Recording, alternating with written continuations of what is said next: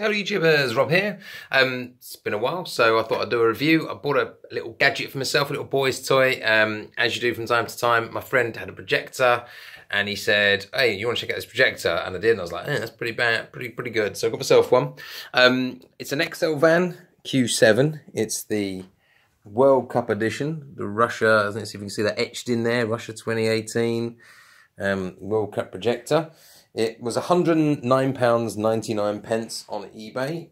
It's a kind of like a cheap Chinese job, I guess, but it's pretty sufficient, to be honest. It's good. It's not 1080, sorry. It's a 720p native resolution, 1280 by 800 basically, which is 720p. So it's not full HD, but for the life of me, it really doesn't matter. I'll show you in a bit.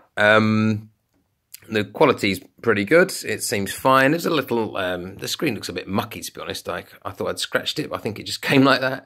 And there's a little mark when you turn it on in the bottom left. Looks like a fly or some dust's got behind there somehow. But I can't get it out, and it doesn't. I don't notice it. Every now and again I notice it. But you know, it's not the end of the world. For the price point, it's all good. Speaker here, good output.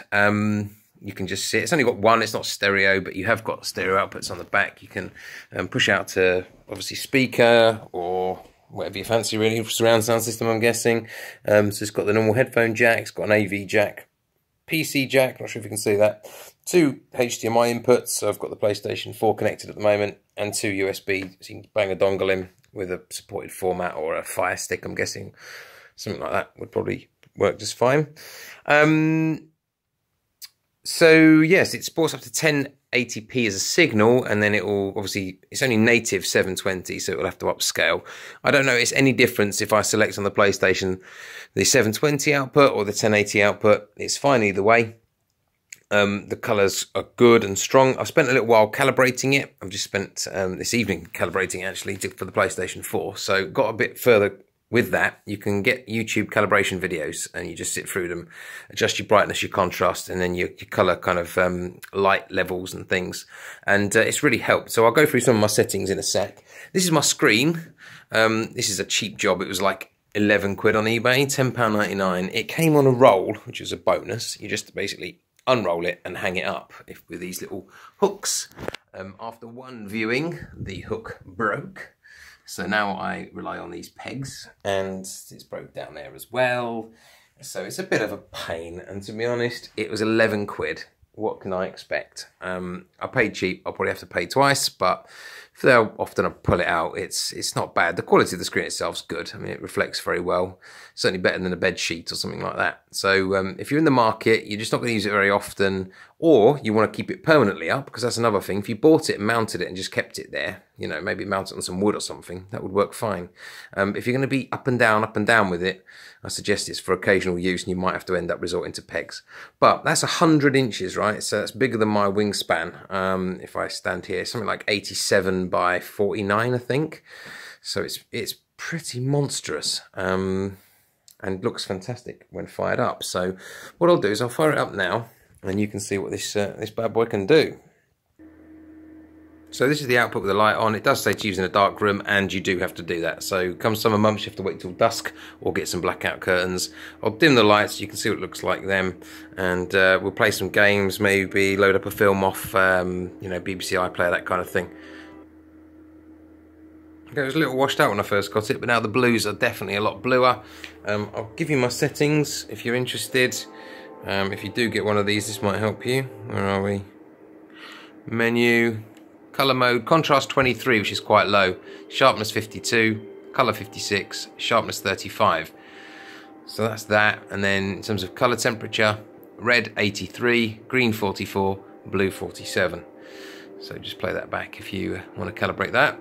Let's power this bad boy on, get ourselves into some kind of game, and yeah, we'll take it from there. Okay, so this is like tabletop racing. I think I've talked about the fact it's got a speaker on the side. It's quite loud. The fan noise is a little bit loud. You can upgrade the fan to a silent one. You just got to like pull it out. There's a video on how to do it. You replace it with one of those more silent kind of higher end PC fans. But it's fine, and the speaker output's fine as well on the left hand side. It's just mono. I've forgotten what I've talked about now, so if I've already mentioned that, do apologise. I'm just killing some time while this loads, and then we'll get down to the nitty gritty.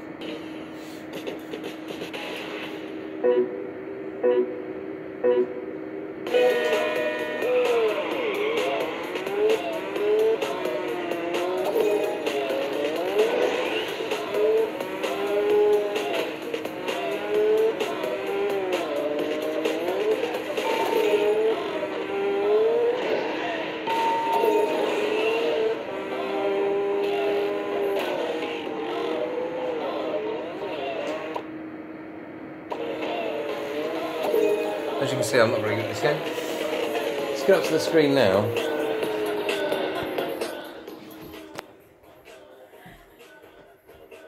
I'm not sure if you're about to see this pixelization, but look, I'm touching this.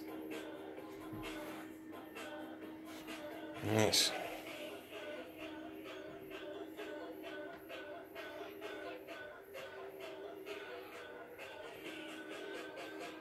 Really quite good, isn't it?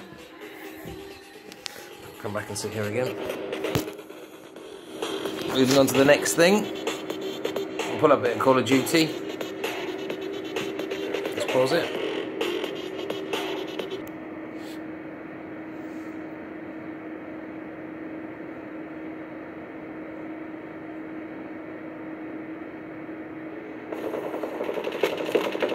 Team deathmatch. Log in, gentlemen. This game can be a bit weird. It does display the odd bit of pink, but I'm not sure if it should or not. I'll have to check it against my TV. Things just seem a touch pink in places.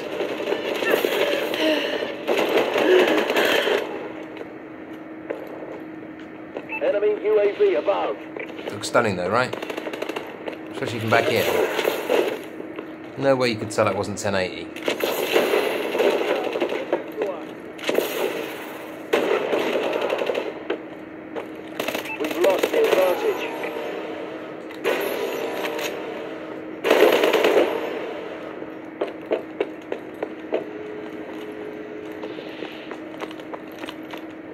We're in control.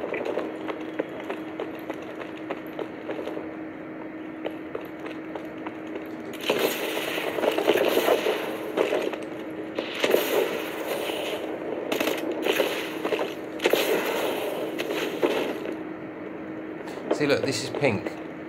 There's pink. This curb, should it be pink? I don't know.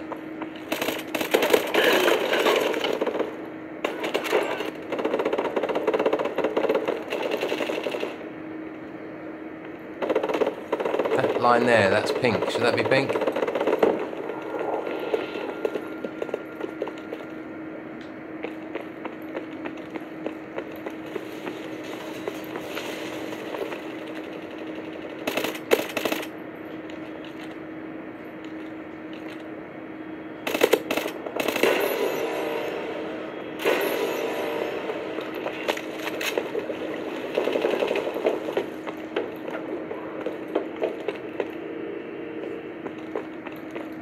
Yeah, anyway, get the idea, right? So it looks pretty good.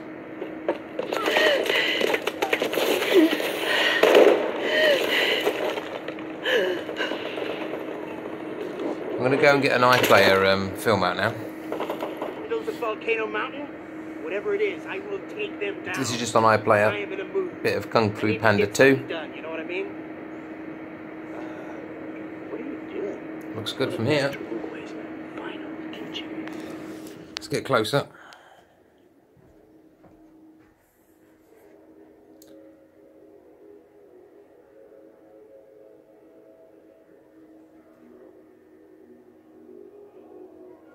Master Shifu.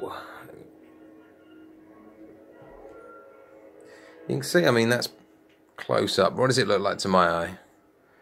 So yeah, you can see pixels, and it's not 100% crisp, right? As you would expect. We're right up close to it, just like if you sat close to your TV.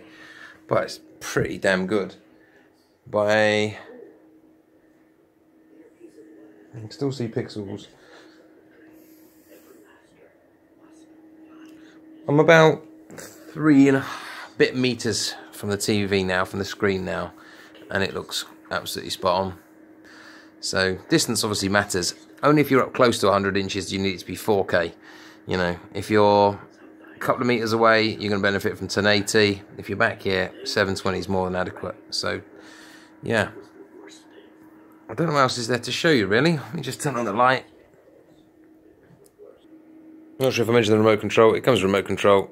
It's not the best, but it's fine. It presses buttons and it does things. Power off. Done. So there we are. Yeah, fan's probably a bit noisier than you'd like, but you don't notice it, especially when there's music going on. The speaker's fine, inbuilt. You can add additional. It's relatively cheap. You know, 121 quid all in. I am happy with that. So would I recommend it? Yep. If you're in the market for a projector and you don't have, you know, 400 or 500 quid or £1,000 to spend, then by all means, one of these, cheaper than a couple of tanks of petrol, isn't it? So all good. Take care, everyone, and I'll see you soon.